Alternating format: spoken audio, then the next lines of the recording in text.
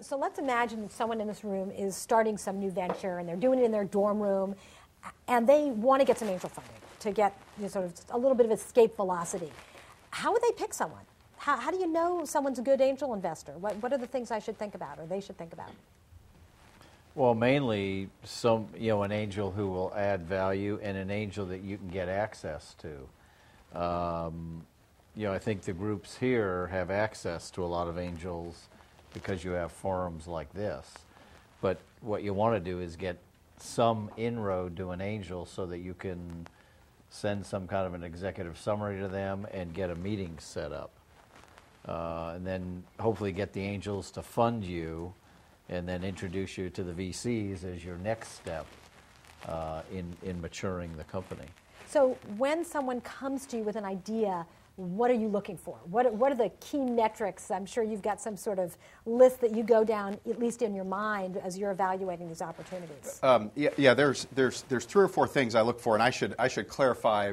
There's a slight difference between how Ron and I approach things. So, my belief is that there's a new kind of angel emerging that really sits in the gap between angels and VCs. And so, Ron described an investing strategy of investing, say $50,000 to $100,000 in a company.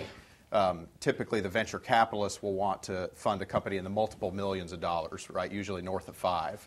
And so I look for entrepreneurs who want to raise more like $1 million. And so very often, I'll help by contributing something like $500,000. And then Ron and I and other angels will work together to fill out the rest of the round. And so, I think that's a key thing that I think entrepreneurs also need to look for, is just how much money they need to raise to get to the next level. But to answer your question more directly, I guess a pet peeve of mine is that a lot of entrepreneurs approach me with just an idea. Mm-hmm. And ideas are pretty cheap. And so we're now in an era where the cost of experimentation is very low. And so if you come as an entrepreneur to an investor and you haven't run a single experiment, haven't done anything to test the market viability of the product, it reflects a lack of conviction on the entrepreneur's part.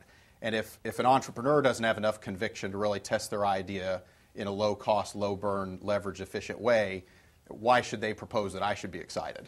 And so the one piece of advice that I would have, the one common mistake I think people make is that they want to have lunch and just talk about ideas. And heck, if I know if it's a good idea, I'm not a customer.